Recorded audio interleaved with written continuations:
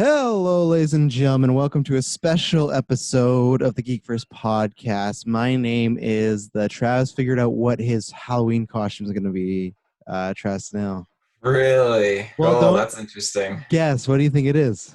I feel like it's Homelander. It popped in with the hair. Right? It's not as blonde right now because I got to re-bleach it. But like with the hair, I looked. I was like, we have the exact same hair, and I was like, I got long hair, and I I got was this thinking blonde. that. I was watching like, oh, this looks like Travis. This is really weird. So I was like, you know what? I think I might have to do it. So yeah, I think I'm doing that for one, and Kylo Ren for another, and then. I don't know. At one point I had 3 costumes. Now maybe 4. I don't know. It all depends because I got one for the podcast, one for family, and then one for hopefully we do a Halloween party on Mandalorian Day. But Mm. who am I joined by? I am the I'll tickle your balls till you want me to stop Taylorfield. Some of my favorite quotes from what we just watched. Wow. So, ladies and gentlemen, I guess we've not really announced this. I think me and Taylor just talked about this like privately, but I think we're gonna be doing these every week, right? For these episodes, right? I think this is It gonna was happen. decided in the past 4 hours. It was decided Well, over no. text message. No, I know for today, but I knew I thought we were talking about we were gonna do weekly review. I knew we were gonna review the Something like boys. that. Yeah, and then now they announced that's gonna be weekly after this week. So what we're going to do is we're gonna try the same thing as our Mandalorian ones. It's gonna be Taylor and myself. I don't think anyone else watched it, so it's just you and I. Well, hopefully you'll be here in a few weeks because if I send you to the hospital after a wrestling match, which is September 12th, the rematch, Taylor versus Travis 2, if you're in the hospital, you might have to zoom in from the hospital there, Taylor Field. Maybe it depends how good. Well, no, I won't be zooming in from the hospital. He's not confident, people. I'm training. I'm getting a look at the guns. You're not ready. My brother and I are in the gym every day. I'm boxing. I'm wrestling with them. He's a madman. So I believe he's mad, but I don't think I have nothing to be worried about. I mean, Kirklin, I feel like Kirklin, he's just going to be a good ref. I feel like it's going to be okay. a good ref. Well, Yeah. ladies and gentlemen, if you're new to Geek First Podcast, go check out what we've done before. Last week we dropped a bunch of reviews, Tenet, non-spoilers, and spoilers. Thank you for listening to the 10 spoilers one. That was in like the top 150 iTunes charts or whatnot, or Apple Podcast charts. That one's doing very well. So I think it's weird because people are seeing different times, but thank you for the support on that one. Dylan just dropped an Out of Mana review. Taylor, sometime this weekend you're gonna be dropping a Mulan solo review, I guess. Oh yeah, Depending. I don't know. We'll see. Ladies and gentlemen, I've been getting ghosted hard by everyone. Dylan's ghosting me. Jessica's ghosting me. Kirkland ghosts, but he pops in for the memes specifically. So. Well, I don't ghost them because I'm just going to make Taylor a ghost come September 12th after I have Oh yeah, with we'll them. But see. so there'll be that. And then next week, we're going to try and do a newscast, at least me, Taylor, and Kirkland, a good old, sit down, have a random rambunctious time. We haven't had that in a while. And then Dylan and I will at some point be reviewing Avengers. It'll kind of be a review in progress. I'm finishing it after this review. I'm on the final mission. So I'm going to do this review and go to right now. I'm pretty For some excited. reason, I thought you were talking about the movie. For some reason, I was like, wow, that's a weird kind of retrospect. Endgame again, baby. We got to hit Yeah. those ratings. But yeah, so we got tons of stuff. If you like what we do, subscribe here. Taylor, where can they find us before we get into this? Before, if people don't know, we're going to do a non-spoilers portion of the first 3 episodes. We'll tell you if we liked it overall, etc. And then we'll get into spoilers episode by episode. So where can they find us else on the internet webs? Yeah, ladies and gentlemen, you can find us with your internet connection in the search bar, Geek First Space Podcast, anywhere on the webs, Geek First on Facebook, Geek First Cast on Twitter, and you can find us at geekfirst.ca for all of our home-based content, ladies and gentlemen. It's a good Home time. And be base. sure to check out our Geek Ultimate Alliance, our subsidiary, co-friendly neighbor podcast that we like to shout them out. We like to, yes, we like to shut them up because they're our podcast network. So that That's makes the a lot of one. sense. Yeah. So Taylor Field, I'll give you the floor because I was telling everyone to watch the boys. Luckily, you took me up on opportunity. No one else has. I think because it's this mix of some people go, oh, I'm over superhero movies and shows, but this is a different type of show. So Taylor, all I'll say is you can go back to the Geek First. It's either on YouTube. It might still be in the feed. If not, you can go back. I loved season 1. I think I gave it like a 9.5. I had a few problems with it, but really, I said it was like this great mix of Watchmen and Deadpool. And what did you think about the first season? And then what do you think about these first 3 episodes we got? Uh, Yeah, I remember it well. Like Madison's cousins were over and they're like, yeah, watch The Boys. I was like, okay, well Travis said it's really good. I should probably definitely watch it. So they put on like the first episode and I was hooked. That Mm-hmm. first episode, as soon as A Train, messes up, it's like, whoa. And it was just so gory. And I just wasn't expecting like the wackiness. And I I think the first season and what we saw so far of this season, I think there's so much, especially the first season, there's so much that you could just take and apply to reality. You know, people just blindly follow these figures and think they're great and everything, but like behind closed doors, it's so different. It's such a different world, and people are so gullible, and it baffles me the things that that first season did and just showcased. Because I mean, I feel like there's a lot of like real life messaging in that show.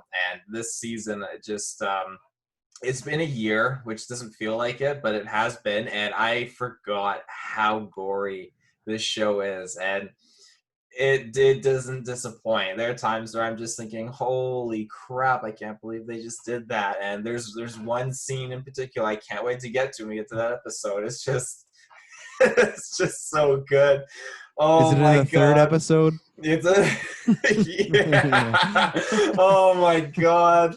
Oh, Yeah, but it's that sorry, was go ahead. no, that was a gory scene, and this is spoilers for season 1. I don't know if anything has topped the face sitting scene yet, because that to me is still the pinnacle of Oh gore wow. plus weirdness. So Yeah, that's just these scenes there. I don't know who I looked over at Madison in that third episode. I was like, who the hell comes up with this? Like, it's just so. And again, like, it's just that's like an equivalent of another scene that happened with the character in the first season. That was just like, what is going on? This is so outrageous. It's just you feel bad for the person, but it's just. I don't know. I love Carl Urban. Like he's just fits this role so well, and like he's one of my favorite characters in Lord of the Rings. He's one of my favorite characters. really, in Lord, he's one of your favorite characters. Is he in the Yeah, top 10? I in Lord of the Rings, I Yeah. put him as top 10. Oh yeah, he's just the moment he just arrives, like he's insulting Gimli, and I love Wow. that, and he's just so good. But I love him in Judge Dredd. I love him Mhm. in God, what was another one of That's his it. roles? Yeah, he's just done so many different roles and stuff. It's just such a good time with him. So this is nice because I feel like he's just always held back in these roles, and now he can just let loose. He's swearing. He drops the C word so many freaking times. And like whenever he goes on like a tangent, he just spins it. Like I said, like the tickle your balls thing. He's like, well, I'll give you a really good. Oh, that's not good. Well, when this is all done, I'll go to the store and I'll get a big tossing size tanker of lube, and I'll tickle your balls for you. It's just he just goes on a tangent, and it's so good. So obviously, you would recommend season 2 so far. I would, yeah. Yeah, I'm the same. I there's not much of non-spoilers I'm gonna say, because I feel that honestly, if you love the first season, you're gonna love this. Obviously, we only have the first 3 episodes, so we don't know. It could take a big nosedive, but I don't see that first happening right now. And we'll get into spoilers. There is one character / twist that they did in one of the episodes that I was not a fan of, but we don't have all the context yet. I just felt it was maybe a little two things twisty for the sake of being twisty, and two kind of a been there done that already with the show, which is kind of strange when the show's pretty much unique. And like I said, there's even some new stuff with it. It's not a huge con, but it's something that for me, it was like all 3 episodes were perfect, but one thing kind of stand out. And perfect, that's a loose term to throw around, but I think all the characters have different dynamics going on, whether it's Huey, whether it's Starlight, especially Homelander. And I'm not watching every single piece of media, especially with TV. I'm so far behind. There's so many shows that I have to watch. Before, like in Breaking Bad era, I used to watch everything nominated for Emmys. Now I'm so far behind. So that's why I won't say in TV, but in all of media, and I'm not just saying this because the costume and, my hair, I just think Homelander is one of the most interesting characters around, whether it's comic books, video games, movies, TV show. He's just such a great antagonist, and we'll get that more in spoilers, but he's such a layered character where one scene you feel bad for him, and the next he feels like you just want someone to kill him. Like you just want anybody to take I this don't guy out. feel bad for him at all. This whole time, I just feel uncomfortable with him, and I just feel like he needs to get like removed. So I'll I I'll don't. bring I'll bring up some points where you feel bad, or even you feel like, yeah, he's on our side, and you just never know. And that's why I like this character. I feel like it's not so much. Sometimes he is fake, but sometimes it is. He's genuinely feeling these emotions, and that's what I love I don't about him. get So. that at all. Oh, well, Oh I'll my explain it in god. spoilers. I think there's a few, but yeah, I think I won't spoil anything, especially where we left from season 1. I think it's a big cliffhanger. The episode first one, they try to they make you wait a little bit to get some answers, but they answer not everything, but lots of stuff hanging from season 1, the first 3 episodes. So I appreciate that, and they kind of just open up new doors. And yeah, I think episode 3 kind of ends on like a big cliffhanger, another big potential problem certain characters could be facing. So yeah, anything you want to say before non-spoilers? I think we'll go episode by episode, but we're not going to do like a full hour on each. We'll probably just shout some, high, low lights, some low lights, anything like that, some key moments, but anything non-spoilers before you get into it. No, I don't think so. Just I like how they pick things up in the beginning of the second season. I think that the story that they took it, because at the end of that first season, I really didn't know how this is going to continue. I thought okay, this was just such a game changer, especially in terms of the story and how what they're going to do with the characters. But now it makes sense. I like what they did. It just works well, and I'm happy that we're gonna just the gang's back together kind of thing, and just kind of continuing on. And even though it was I don't want to say not like a cop out or anything like that, how they've continued Carl Urban's story, but I actually like how they did it. I think it makes sense, and I think that it leaves it wide open for more seasons. So yeah, so now we're gonna get into it. 3, 2, 1. So we'll start episode 3 and work backwards. No, I'm joking. We'll start episode. I wish. We'll start episode 1. So episode 1, yeah. So let's talk about Carl. Well, I guess we get into more than the second, but maybe we'll wait because he's not really in the first, really. He's in the second one. So really.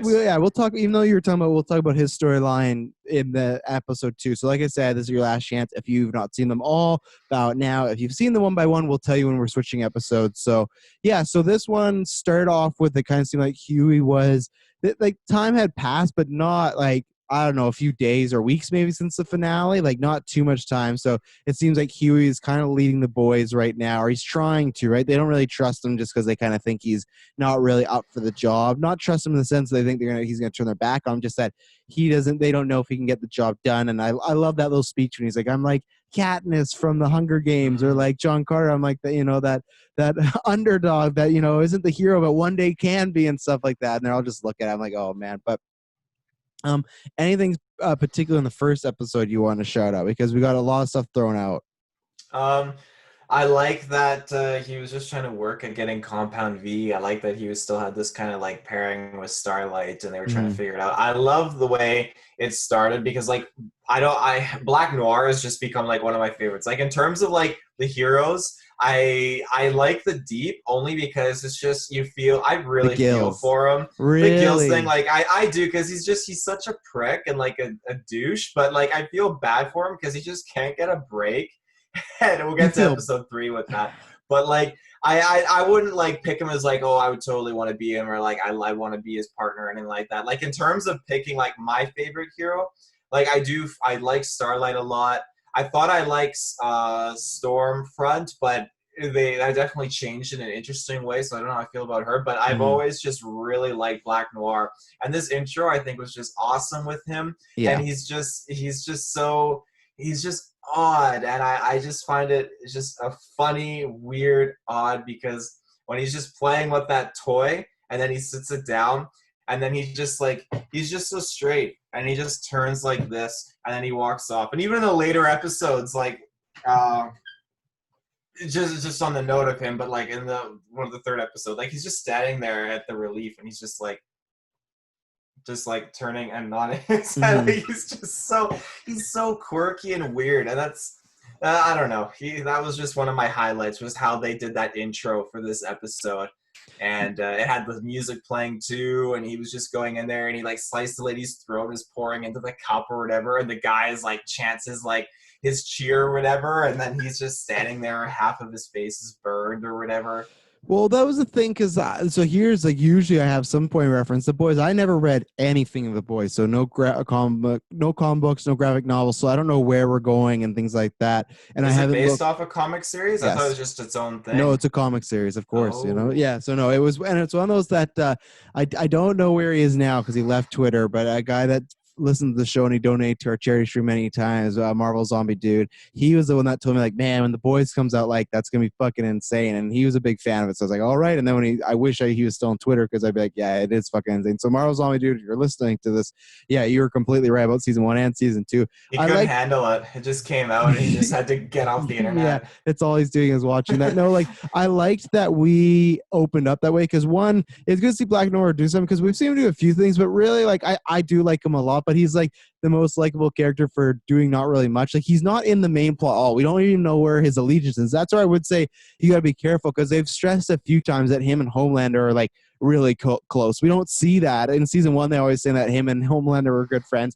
We don't see Black Noir talk at all. And like with Black Noir, was that because at first I thought when his like face got blown up, I thought it was going to reveal that he had like a healing thing. So I thought it was going to be like Deadpool, but it didn't look like he was healing. So do you think he's like, is he always burned under that though? Is that the way he is? Like he's disfigured? I think he's probably got some like disfigurements or whatever going on. Like he just, the gist that I get from him is that he just wants everyone to get along, and he just is like, I feel like again he's got like the Batman kind of paradox thing going on. I feel like he didn't have the parents thing going on. I feel like he feels like he's alone, but he just. In a different degree. I feel like he wants everyone to get along, and when it comes to Homelander, like no. I feel like he doesn't like the nasty things that are going on. But when it comes to this episode, he was doing nasty things. He killed people to cover up something for Voight.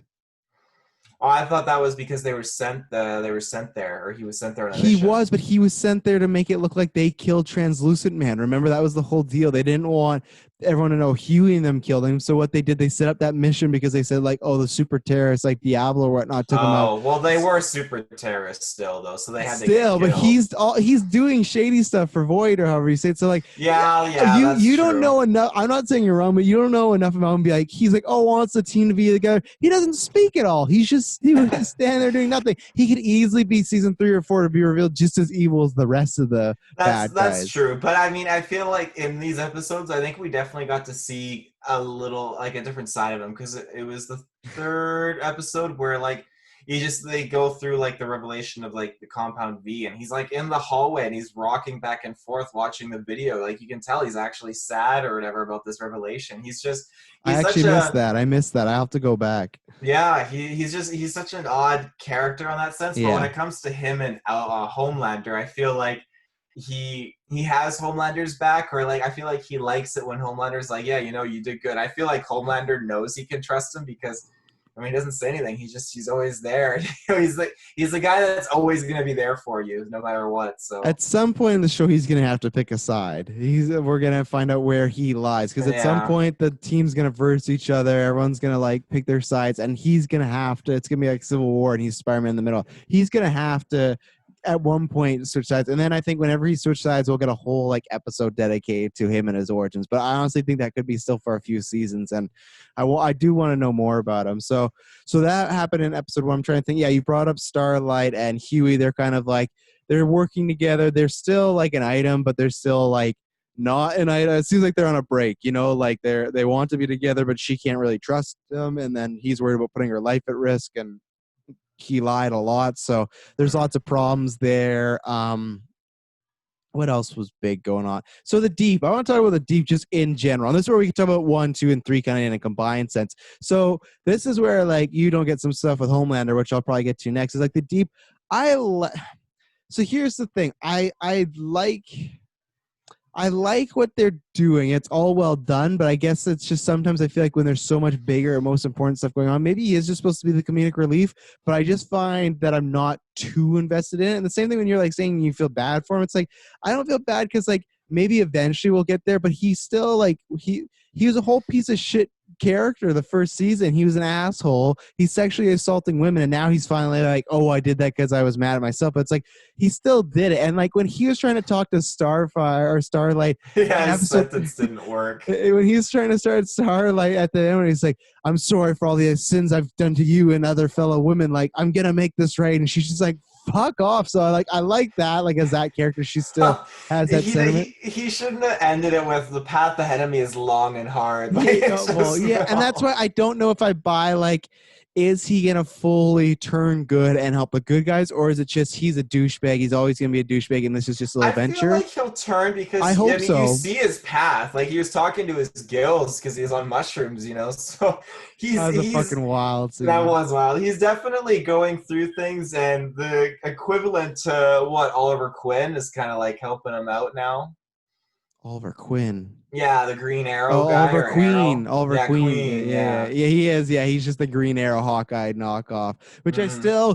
I feel something more is going to happen there because I don't know why they're so interested in the deep, right? It's like, I think they're trying to play it as like a Scientology sort of deal and they're just obsessed with them. So I feel like if he ever like rejects the church, that's going to be a subplot. And I just like, see, even here, like, I don't know if I want a subplot with this church thing. Like, I don't think what is happening with the deep is bad. I guess I'm just not that invested. And I think it's maybe a journey near the end. If he does turn good, I can kind of look back and go, okay, maybe this was worth it. But again, too, they need to make me to care about that character because I feel like that was one of my cons in season one was Lady Mav. I think that's how you say her name, Maeve. Maeve, I think. Lady Lady Maeve, yeah, Maeve. and him got the least character development because he was an asshole until like the last three episodes, and then some girl like finger banged his gills, and then it was like he felt like he was kind of raped, and it was like okay, he could kind of understand what he'd done to women, assaulting them, like because he just got assaulted, so he understood that he did something wrong. But I think because it was happening so near the end with all this other stuff was happening, I felt it was a little forced. So I think that was my thing. Like I need to still see more, and even then him apologizing. I know he's trying to, but like you said, ending with the long and hard thing, it's like, like this is still going for that comedic beat, but then they give him that thing where like Homelander's like, oh, your gills are showing. It's fucking gross, like cover up. So like I get what they're going for. I think they just gotta. To me, it's gonna be hard to make a character like that redeemed or really good. Obviously, you're gonna have to get it when Starlight redeems him or kind of like forgives him. I don't know if that's gonna happen. So I just think like a guy that was that much of an asshole and he was like assaulting people and obviously he's not killing them, but he's doing things that like dramatically affect them. I don't know if I'm ever gonna buy him as a good guy. So that's why I worry that all his time is gonna be spent and he might still be bad. And even then, like I like this stuff, but I don't know if we needed 3 segments of the Gills talking to like I don't know. It's funny and it fits the boys, right? So I don't think it's bad. It's just my least part of the show. Maybe if his stuff was a little shortened, but again, because we're not seeing the whole season this time, I'm only going off the first 3 episodes. So why do you like the Deep so much? He tries so hard at times to do stuff, and it just totally fucks up. Like it's just, and again, like he one ups himself every time, and it's like, again, that episode 3 when we get to it, it's just like I thought, like, wow, this is actually pretty badass, and then like you know what's going on because Carl Urban, he gets that look in his face, like, oh no, don't do it. It's just is like 1 to 100. His relationship with the Hawkeye knockoff, though, I have to say, like, I really like his sob story when he's like, yeah, it just a quiver can only hold so many arrows. A lot of good people died.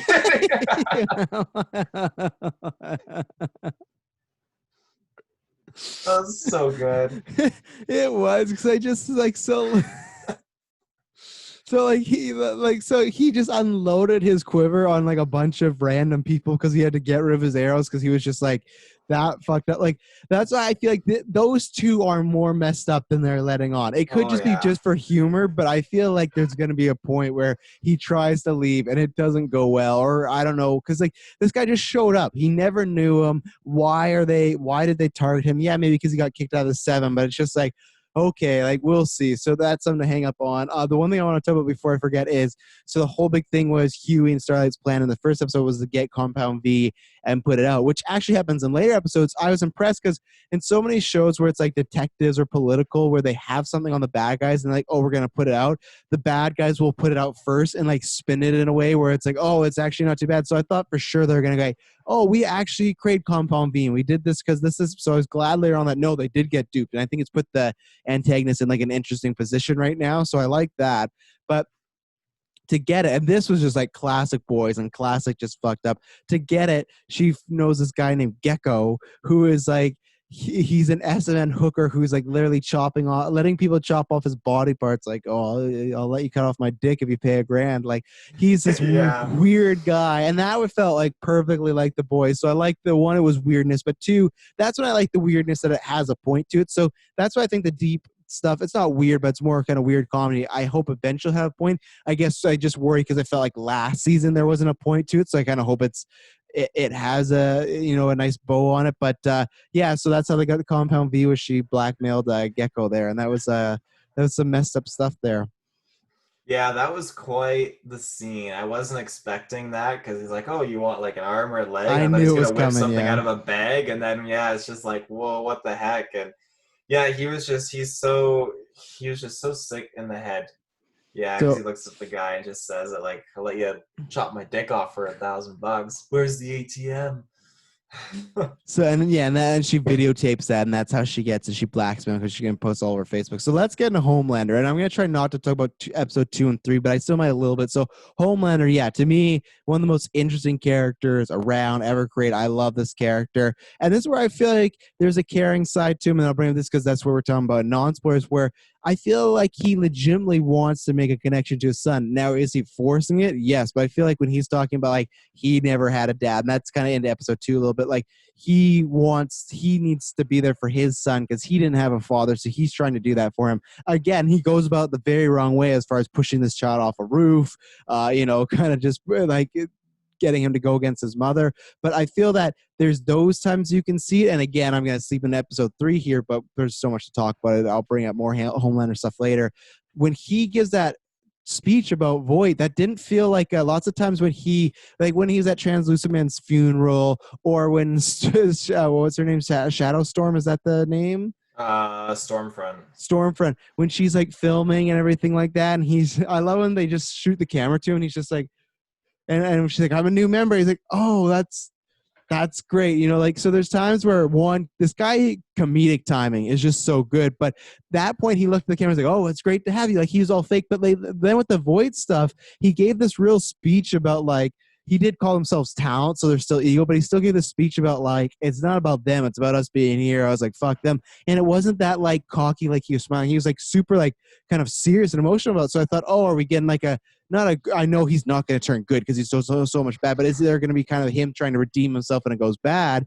And then later on, he's just telling Starlight to just fucking kill Huey, So it's like he goes in between. That's what I mean. Like, there's times where he is faking good, but I feel like there's times where in his heart he feels like he's good. It's like the Thanos thing where he feels. I don't think that Homelander ever feels like he's doing right, but he feels like he's just doing what he wants. And that whole speech about how to his son about how people like God shouldn't feel so alone. And you can see how his whole life he's been isolated and kept in a box. That's why he's like kind of fucked up. Same thing as like the two antagonists, like, or not, our protagonists with the brother and sister duo, right? Like, they're just having to be on the good side, but because they got boxed up in these powers experiment on, they're all messed up.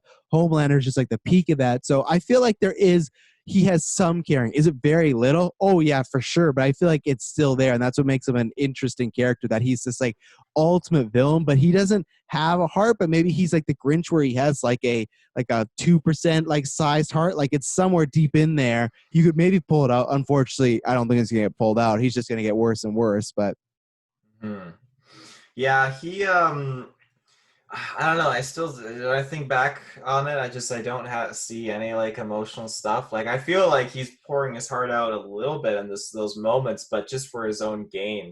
He's just like saying like we're family and all that stuff, but it's redundant and he doesn't care because then I later in thought that it was episode he's different this like, I'll time. kill you Yeah, both. that's true. Like That's true. so. Well, that's why I don't know sometimes. Like, I feel like there's times where he's done that family speech and it's BS, and then there's times where that one I thought it was like real. But that's why I don't know. Is he just like kind of almost like not in a sense to like make it lighthearted or anything, but like bipolar, not split personality, but the way of that sort of deal where he is. In 1 minute, he will be not caring because, like I say, he's not that caring. But he didn't need to make that speech. Like, I guess he gave a rah rah, but he didn't need to. In most times where he gives that speech, he would have been like, oh yeah, we're with Void, or we can work through this. But he was like swearing, which he doesn't swear when he's in public around everybody. He swears to them in private, but he was saying, let's get these cocksuckers. Like, he was talking like the way he would to people in private, but like out loud to everybody. So that's why I thought it was real at that time. And that's where maybe to him, they are family, but that's just, he has a fucked up way of looking at what family is.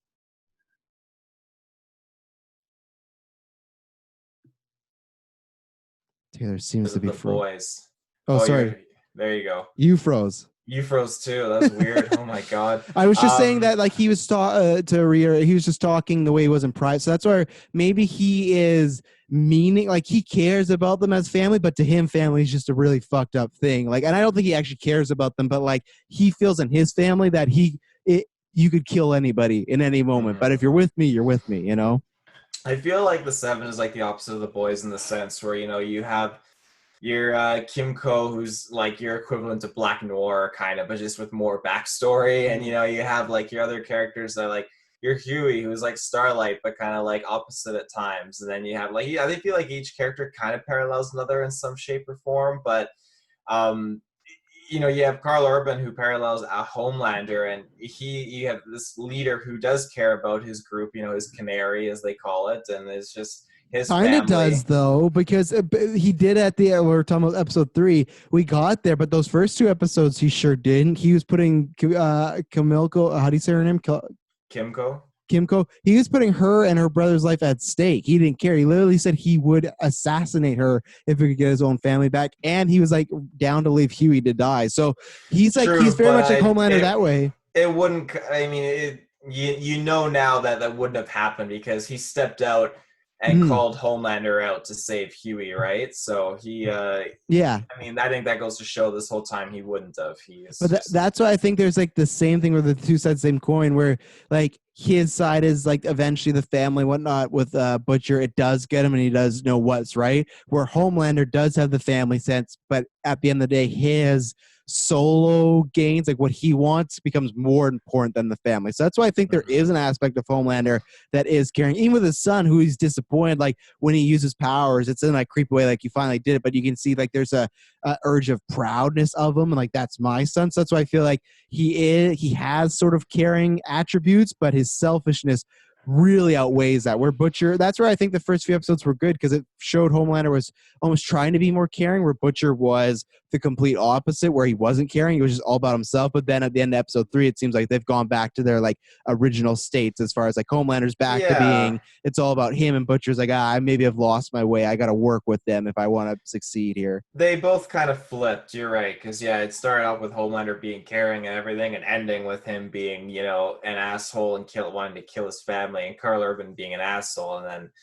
saying he's going to kill people, and now he's being caring and all that stuff. So anything on episode 1 specifically? I want to save the Stormfront conversation. Well, I don't know when, because we're kind of doing we're doing a mix up here, because we talk about we've been going all over the board so which is fine, because if people have I would assume people watched all 3 before they tune this. I want to ask you about Stormfront. Let's just talk about that, because we can just talk about all her 1 to 3 episodes. And then after we get to 2 and 3, if there's anything specifically, obviously 3, we'll talk about the ending brutality. But as far as characters, it might be better to talk about all of these. What did you think about Stormfront from like the first 2 episodes, and then where we ended up with her? I liked how she started out. I liked how she was talking smack and she didn't care about Voight. And I like her pitch too, when she was like, chicks and dicks just, work together and just do that. I like that. She was talking about like, why do the girls got to be better? Why do the guys got to be better? We're all just superheroes. And why stuff. Can't the girls have pockets?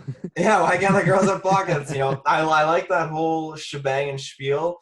And I liked her mentality and her attitude. And it really kind of, I was not expecting the turn when she was, I shouldn't say I wasn't expecting, because when she was kind of like sizing up Homelander and like, I'm kind of surprised you talk like that, wow, or whatever, like, I thought, oh no, like, just don't do it, because I didn't want her to. I like that she was kind of like buddy with Starlight, and I thought there was potential there. But when she made that change, like, she really made that change, and it was brutal.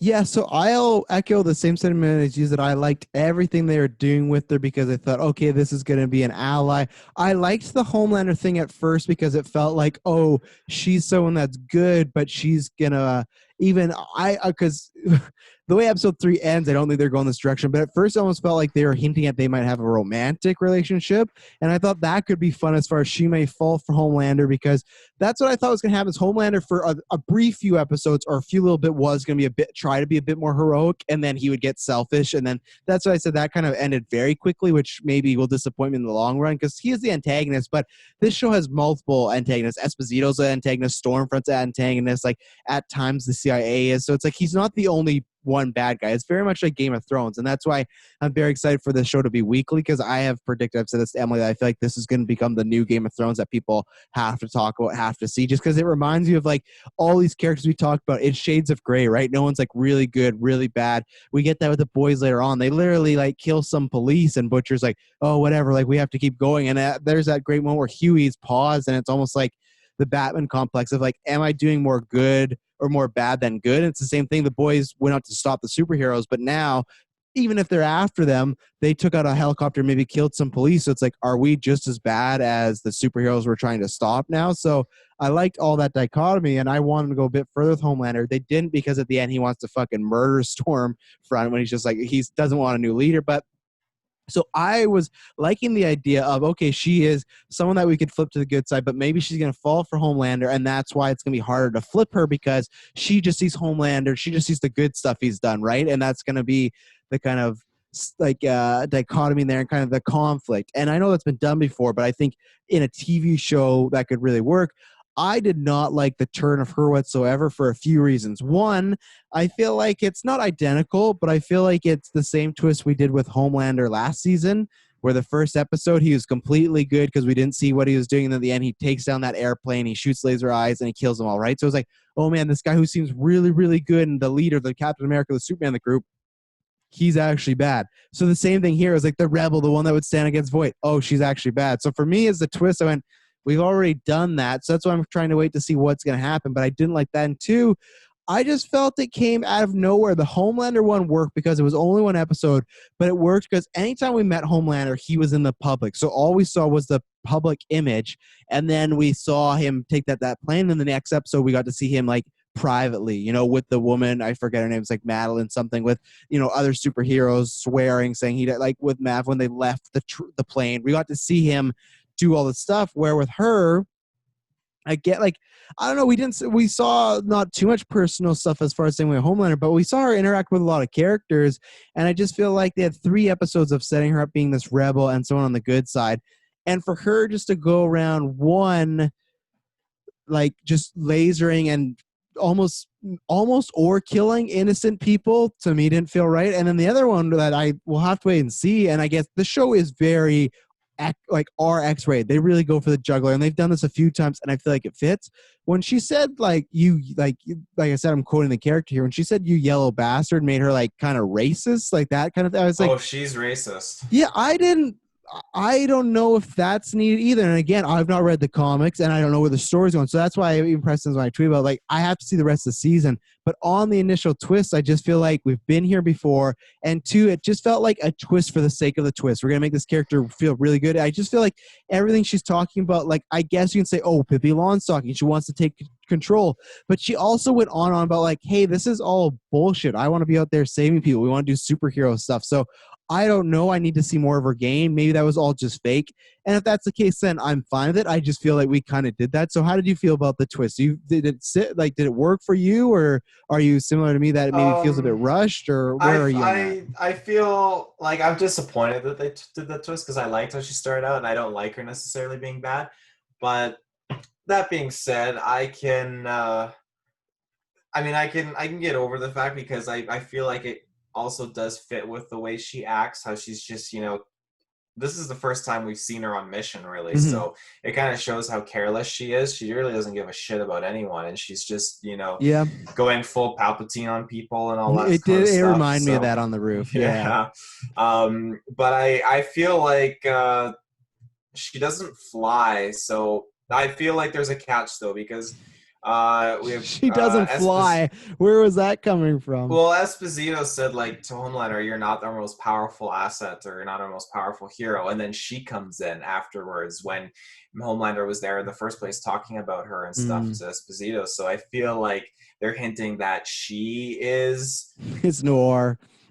Yeah, well, I feel like she is basically like his Homelander superior. I feel like she's more powerful than him. I don't think it's just electricity. I think she's probably got like a lot more because she's Yeah. walking around like she is untouchable, and I feel like she's doing that because she knows she's more powerful than Homelander. She knows that Starlight, did that thing with the deep because she referenced it or whatever. If you suck dick, you bite it off or whatever. So she obviously knows these things, knows what Homelander does, and is not afraid of it. So I think she's definitely stronger in some way. Yeah, and she's clearly set up that to give me another antagonist relationship to be the, hey, this is your replacement. So it's almost like Homelander has like another villain to go against. So it's strange because again, like that Game of Thrones, you're gonna see bad guys fighting bad guys. So I think a few more episodes of context of maybe even a flashback of her meeting Esposito or something like that would help.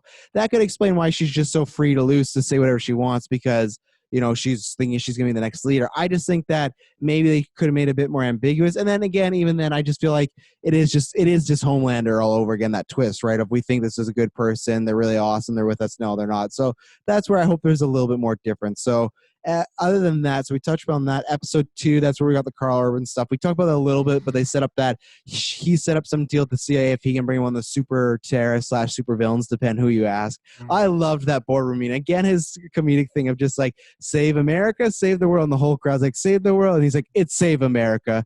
And then that's the one. And then when he took out like the Daredevil light. Oh, yeah, I forgot about that guy. Yeah, he's like, you're impressive. You can tell him here. Could you tell about this? And then like he just like breaks his eardrums and he's like, just pouring everywhere. And he's like, look, just another useless cripple. And that's where like I love him as an actor. He does so good as flipping as far as being comedic, but feeling like actually like, no pun intended, but homey, but like very welcoming. And then in a second he can switch over. I wish like maybe it could still happen, but man, like that's that would be someone I'd want for like a Doctor Doom or something like that. Like he is my highlight every episode. I love a bunch of characters in this, but he's just on a different level. But yeah, so they said that he has to bring in a super terrorist to get his wife back and other people's kids back, like mother milk and stuff like that.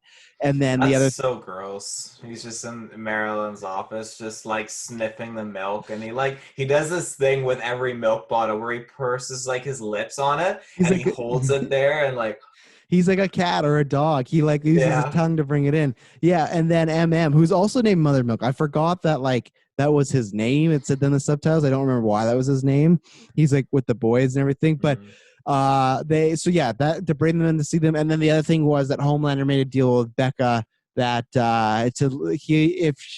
he would save Karl, he would spare Karl Urban's life if he could see his son. So that's what's happening right now. And then also kind of a mixture of 2 and 3. We got the reveal. I was surprised that the kid did have powers because I thought for sure the kid wasn't. I thought that was going to be the whole crux, that he will eventually not get bored and tired, but he's going to get so upset with this kid not having powers, he's going to feel embarrassed. But now this kid kind of, classic like Magneto, when he got angry, shows the power. So I like all these dynamics, and I love what Butcher obviously has good motivations. He has a way to get his wife and kid back.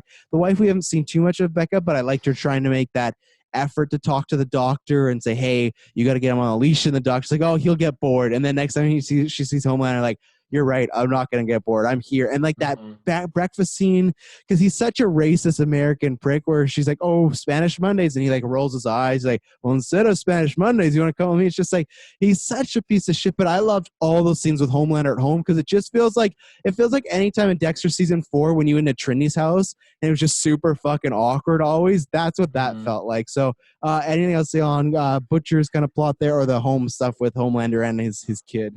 I love the whole Butcher scenario where he's just like, again, he was like mapping out the house, or like writing down like things he remembers on that note in that restaurant. And as far as like the Homelander stuff, he's so cringing in that whole scenario. And I was afraid because like I was telling Madison like, oh, I feel so bad for this kid, he's gonna get confused, but like he was old enough that I'm happy that he They went hates for him. that. Well, he hates me. They went for that classic kind of story where the dad just shows up and is like bullying, and the kid has to stand up, and it's a young kid. He has to stand up and like turn against the father kind of storyline. And I like that his power showed, and he was just like he looked like he was unconfident in what he was doing. Like I love the actor who played like the kid was awesome because he looked like he wasn't sure what he was doing when his eyes were glowing red, and then he just gets this awareness of what he knows what he's doing, and he just gets this confidence in his look. And as much as Homelander was like, yeah, it's my son, he had powers or whatever, like I got the sense of intimidation from Homelander when his son said like, I hate you, leave us alone, and they go in the house. And I like seeing that different side of Homelander because we never see him get intimidated, and to me I feel like he felt that intimidation because all of a sudden there's someone here who could challenge him, and he doesn't have that control over him when he wanted to have that control.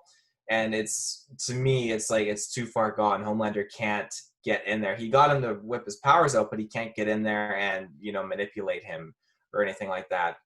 And I'm glad the son isn't like a Homelander, but it's like, all for the mom and all that kind of stuff. I was so relieved to see that. Yeah.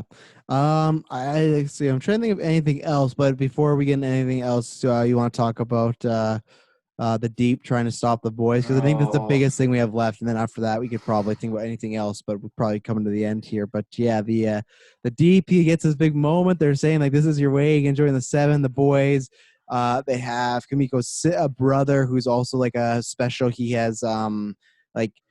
Kind of He's got the force. Yeah, yeah, that's exactly it. So their goal is they got to get them to the CIA. People are after them, and I got one more thing to bring up with Huey after because this is in the middle of Huey and Butcher not getting along. But Taylor, what do you feel of the scene of the boys trying to get past the Deep? I honestly when the boat was getting hit, I was like, oh, what's going on? And then I love seeing all the sharks. I was like, oh, this is so cool. This is crazy. They're shooting the guns off at the sharks, and they get like into the speedboat, and they zoom off, and there's all these sharks. And then all of a sudden, you see this big whale. I'm thinking, no way, this is so cool. And then you see the Deep riding on side of the whale, and it's like, whoa, this is epic. Like, is he gonna use the whale to like use the tail and splash the boat upside down? He should have in retrospect. No, he should have, but no, he doesn't do that. He knows where they're heading. Shot. He knows that they're going to the storm drain, so like he tells the whale to just like beach itself right in front of the storm drain, and he stands on top in his hero pose, and Carl Urban gets that look, and it's like, oh no, the whales.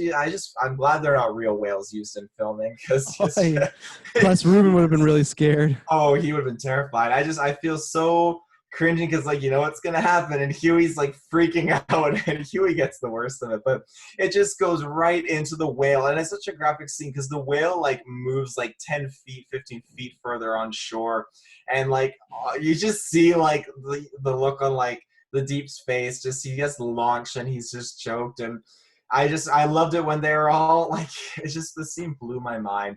They're all waking up and just looking around, and like it's all like to them, it's like not even like phasing them really that much. The fact they just rammed what is a sperm whale? I think it is. I don't know my whales. Oh, yeah, I think it's a sperm whale, and so they're not even phased by it. And then like Carl Urban just pokes his head into the stomach, and Huey's just like, he's so out of it. He's just traumatized. Sitting there. He's traumatized. He's done. He's so done. He's just sitting inside of a whale. It's beating heart. His next to him. Carl Urban's like, come on, let's go.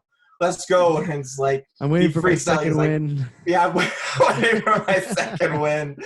And he's like, fuck off. And he's like, okay, I'm go. And then I can't remember the other guy's name, but he just his name is Mother Milk. Mother Milk, okay. They just call him MM though. They just call him MM. Yeah. I like when he goes in, he's like, well, you're not going anywhere, I'm not going anywhere either. And he just nestles up and just lays down inside this freaking whale. And yeah, I like what we've seen from him, because I watched the recap before, but he was the character I least remembered. I forgot about the subplot with his family and wife. I feel like in the recap, they showed off everybody, but not really his story that much.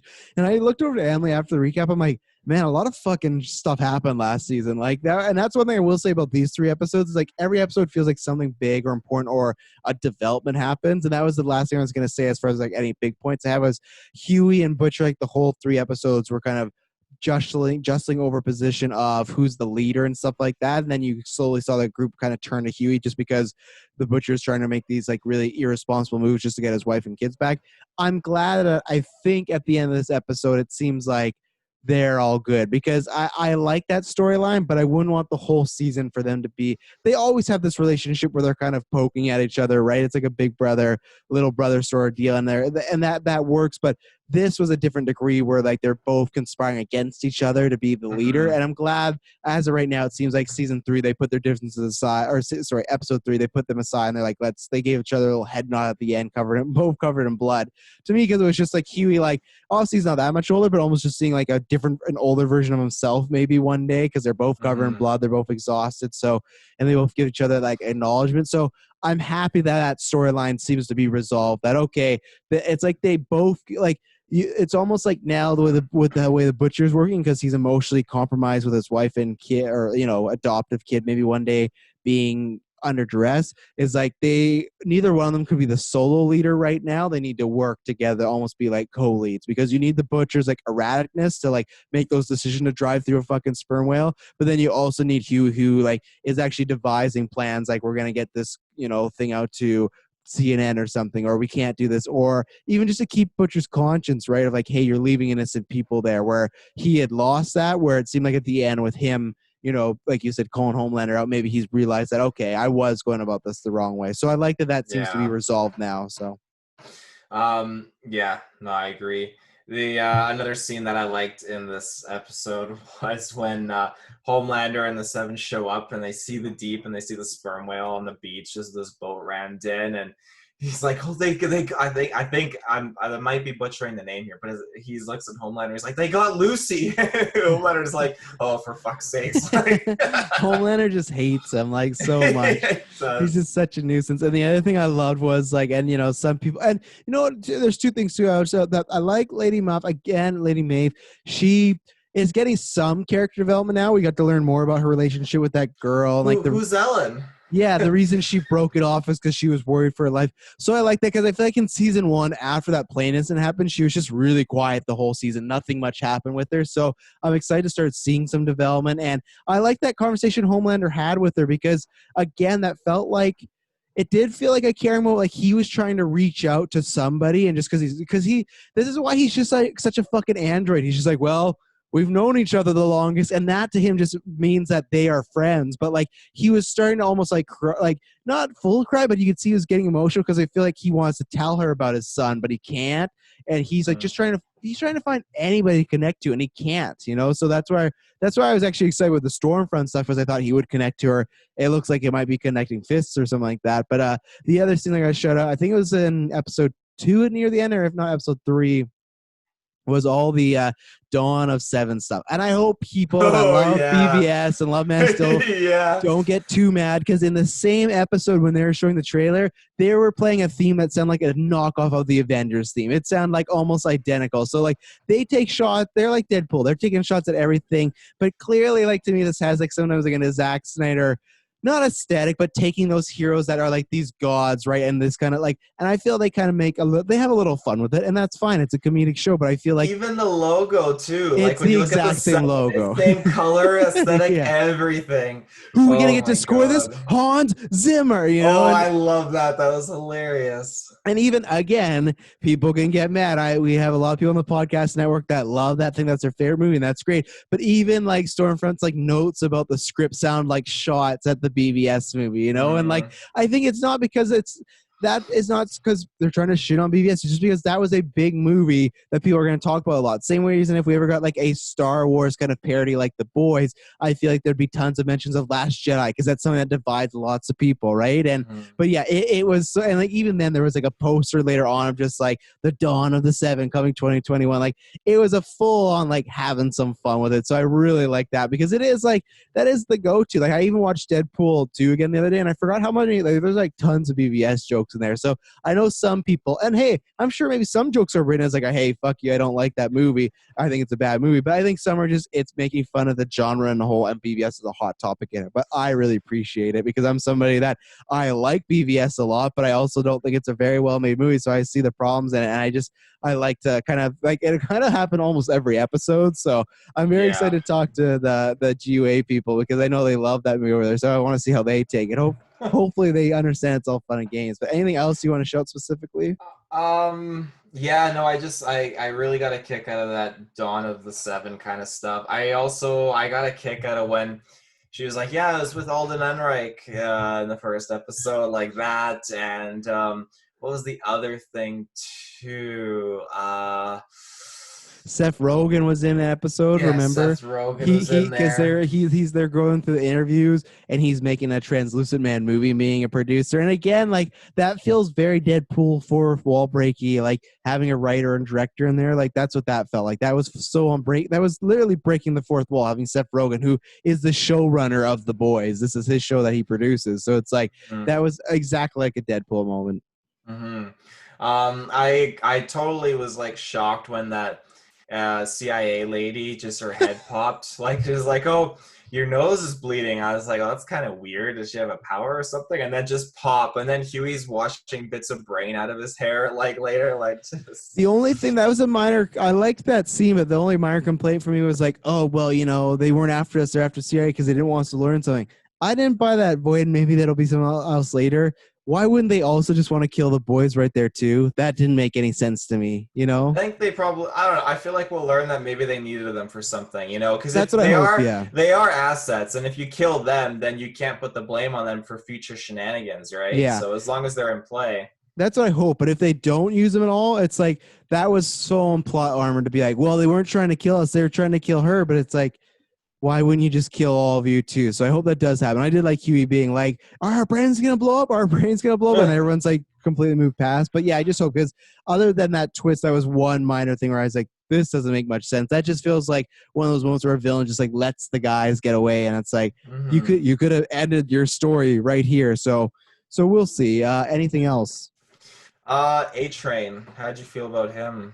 Yeah, he's back. He's an interesting character because he's back, but he's almost like right falling into his old ways where he's an asshole. It doesn't look like he's learned. He's having these problems where he's having like heart problems again, but even more so because like I can't remember, did he get shot last season or what? Oh no, he just like a heart attack. I thought it was just too much compound V. He's pumping himself up. So he's still suffering from the effects of that. So he's same thing as the Deep, where I don't know which way they're going. I don't necessarily need him to turn good, but I just need him to be a bit more interesting. I like this stuff with Starlight, and I don't see the Deep. I'm more worried about the Deep because we had a full season of him, and I was worried where A-Train, he was gone for 1/2 episode, so I still feel like there's a lot to do, but he still did cover for Starlight. Obviously, it's because his ass on the line, so I'm interested to see where he goes, but I think that could be a storyline that could do very well, depending on, even if he stays bad, the routes they take, or they could forget about him now that he's served his purpose as far as like being, oh yeah, I'm not going to tell anybody.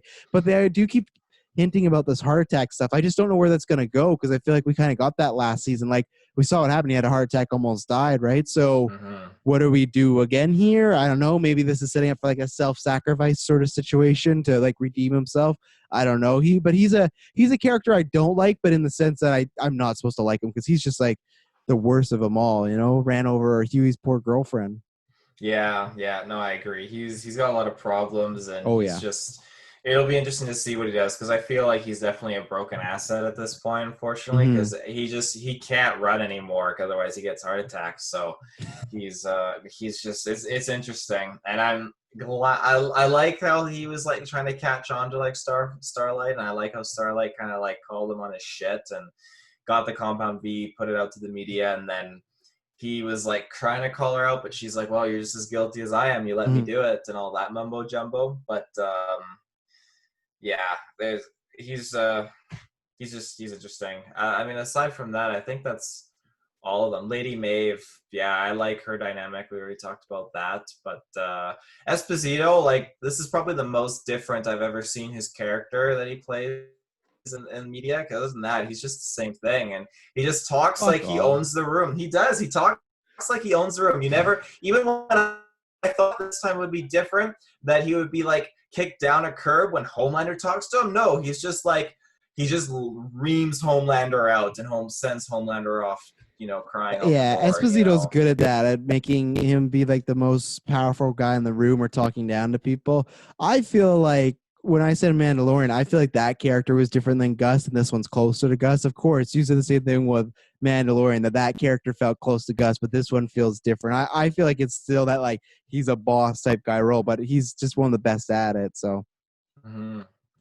Um, yeah, I can't think of anything really else. Just my highlights again was that whale scene just totally blew my mind that happened. And again, like I really get a kick out of just when the arrow guy was talking. Is like, yeah, I was in this fight and there were these armed guns and my aim was so on point. It was really good. And then, a quiver can only hold so many arrows and we lost a lot of good men. Like, it's just so like, that's the dark side of like Hawkeye, that they never cover. It's just so funny in a dark, humorous way. Oh.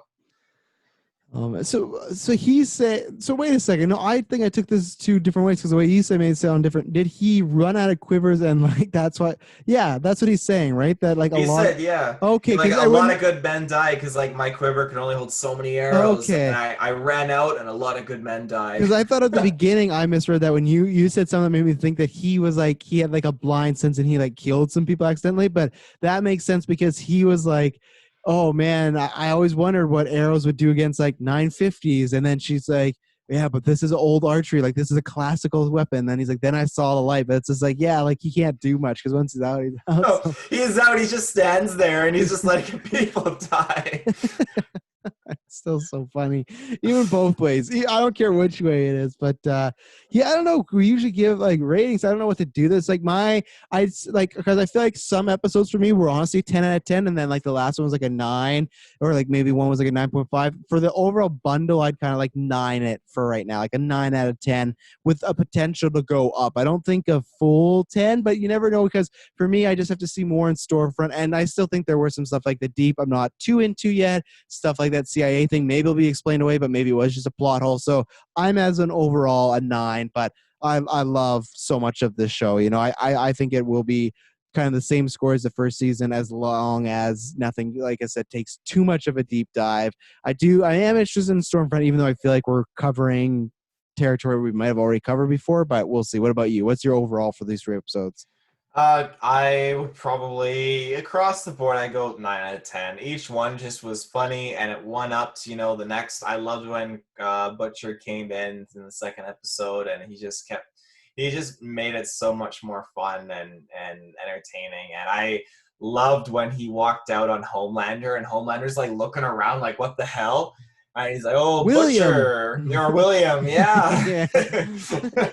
Oh, that was so I good. had pancakes with your wife this morning. They were delicious. And he does the tongue thing. Yeah. Oh. Well, ladies and gentlemen, we hope you enjoyed this review. Check back every week. We'll try and we won't be dropping this the night of usual because they drop the Thursday, but usually probably a Friday or a Saturday we'll be dropping. We want to get this one out because I'm about to go on vacation for a few days, so it's been a little longer. So if you like what we do, subscribe. And yeah, thank you very much. And next time you hear from us, it will not be boring. Bye-bye.